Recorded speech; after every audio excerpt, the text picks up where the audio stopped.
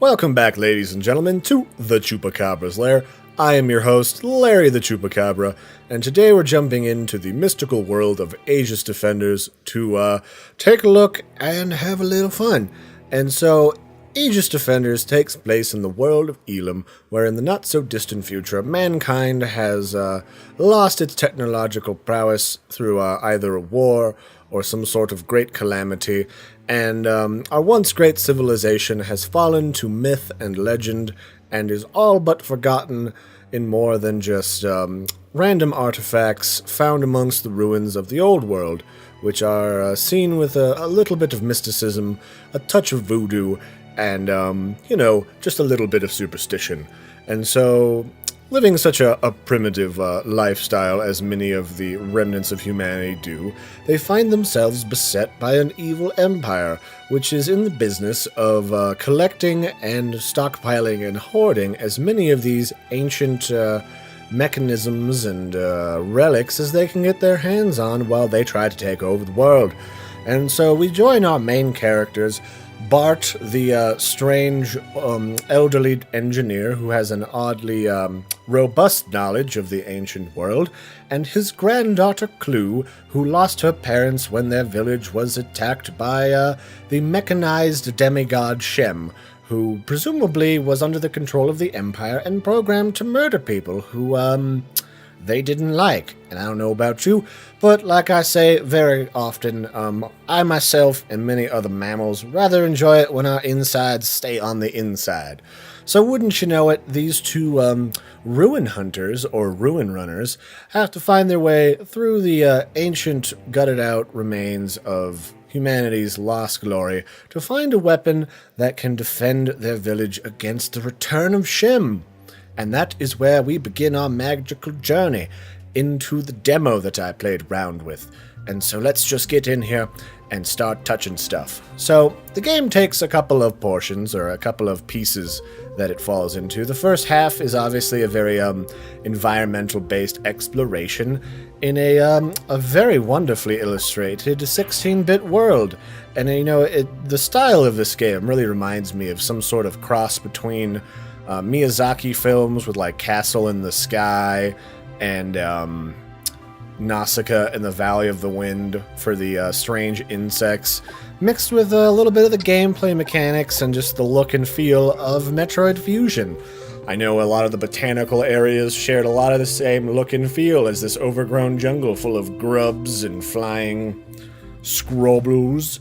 But, so you're gonna end up finding a lot of environmental challenges amongst the terrain, doing a single combat as one or the other character, and then a lot of combined combat for the defense events, or how Aegis Defenders sort of goes from just a story-driven, almost RPG-type game to a tactical platformer, or in this case, a sort of platforming tower defense game, where you find yourself in front of this massive ancient golem called the Aegis, and you have to defend it from all of these grubs and stuff, screwing up its boot sequence until it's, fully operational and no one wants to screw with it anymore because it can grind your bones and your body into a fine pulp.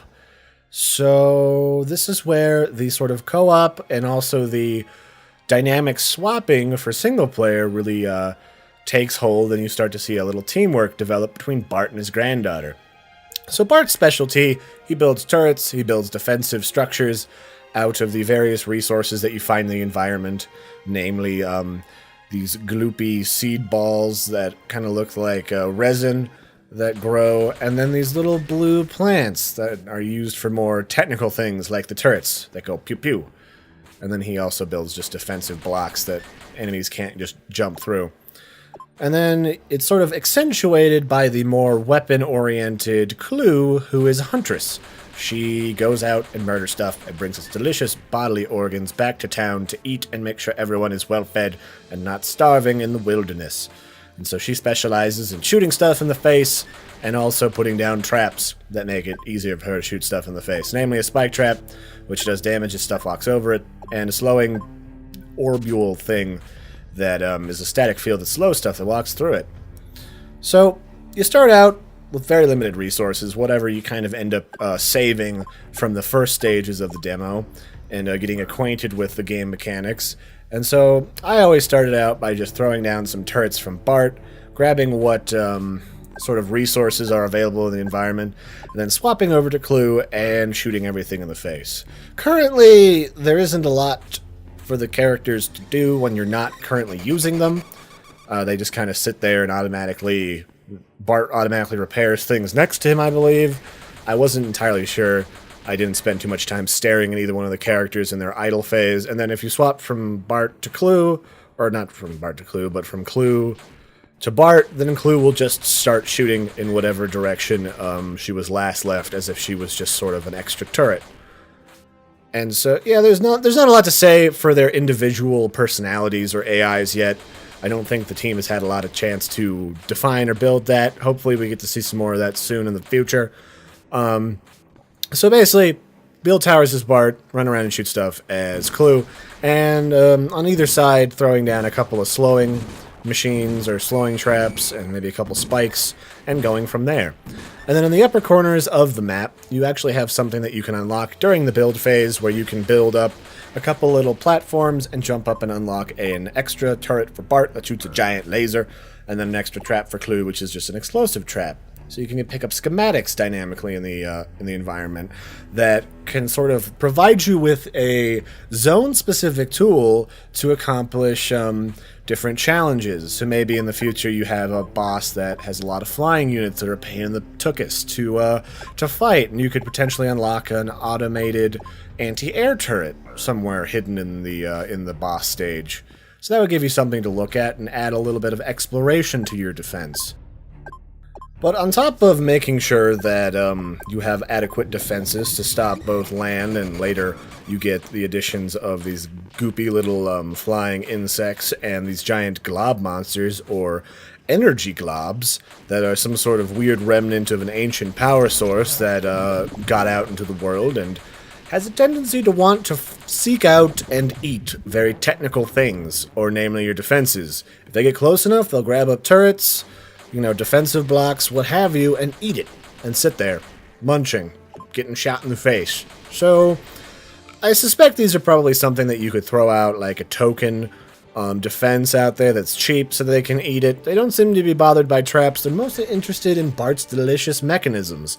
So those are a couple of unique things that you have to worry about. The flyers obviously could give a crap about anything that you've thrown down on the ground. You gotta quickly jump up and shoot them in the face before they get too far, because if they reach the center, you don't really get a whole lot of leeway. Once they reach the center, you gotta restart from checkpoint, so you gotta make sure that nothing gets very close to that giant Aegis monster.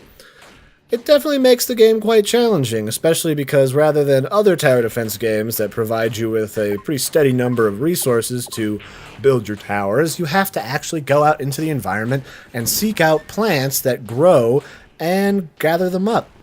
And you can't just gather them at waves or at the end of monster events when different waves of monsters stop coming, because they have a pretty set respawn timer. So you gotta consistently and constantly run up and collect them while you're in the middle of combat, or else you'll fall behind and you won't be able to build any defenses should they get destroyed. And believe me, with those giant nasty energy globules, they will get destroyed and they will get eaten. So that's basically the groundwork that we're working from, and I had a lot of enjoyment out of the demo so far.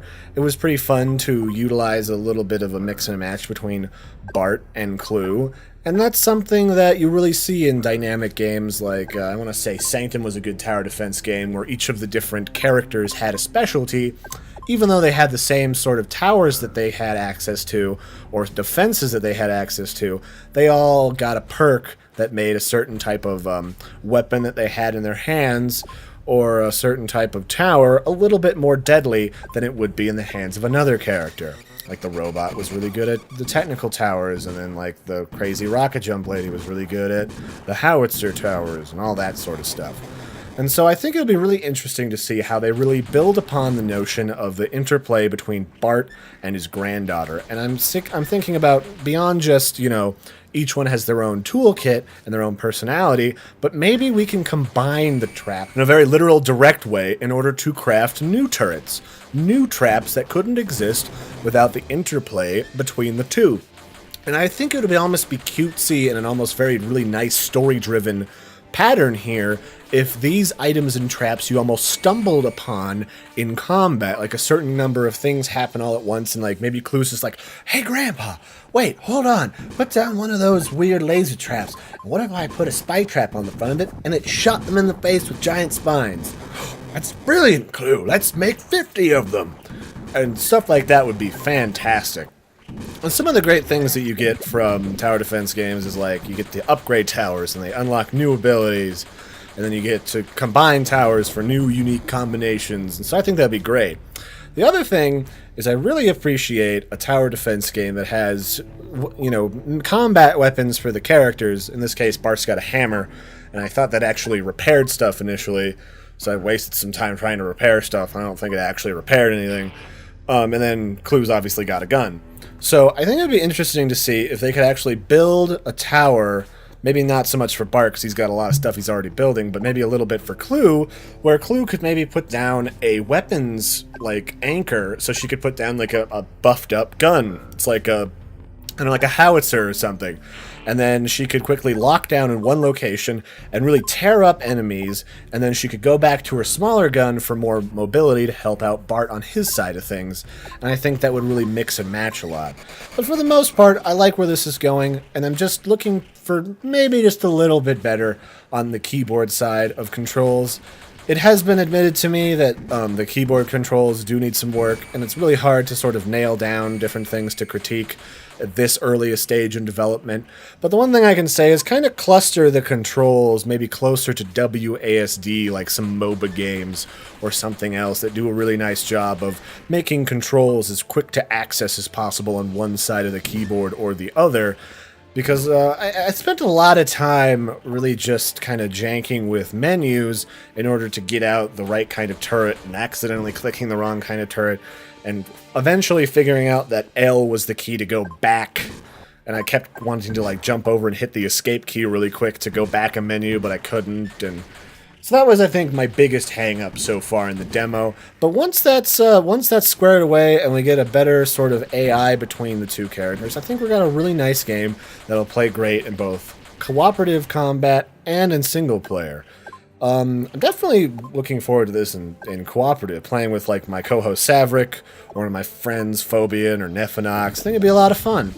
And then the other thing that I really want, really want, given the nature of the start of the demo, is I really would enjoy a lot of environmental puzzles to go with the tower defense aspect, because I can get really set in a style of tower defense, even though we get a lot of environmental interaction, it looks like, from the trailer. Like the arachnid boss looks like we're going to have to utilize a moving platform that doesn't stay in one place to do our defensive fortifications, and then in another one we're going to be on like a floating transport fighting off a glop monster that has got a bunch of overpowered minion children that'll tear up your defenses.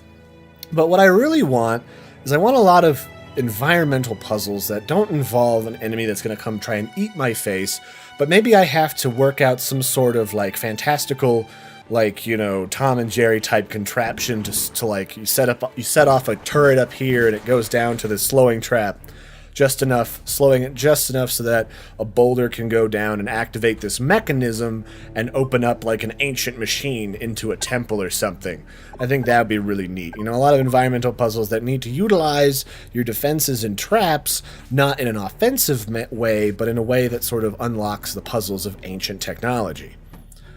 But yeah, I really dig where this game is going, and I think one thing I'd say for the Kickstarter page, just because I feel like this game is going to really be great for cooperative gameplay for friends going through, is offer me a tier for a reward. Like the first tier that offers you a game is $15. that's a pretty decent starting point, but maybe offer me a $20, a $25, or a $30 tier that gives me the ability to buy 2 copies of the game. Maybe I think the $25 is a pretty good spot for that, like a slightly cheaper secondary copy.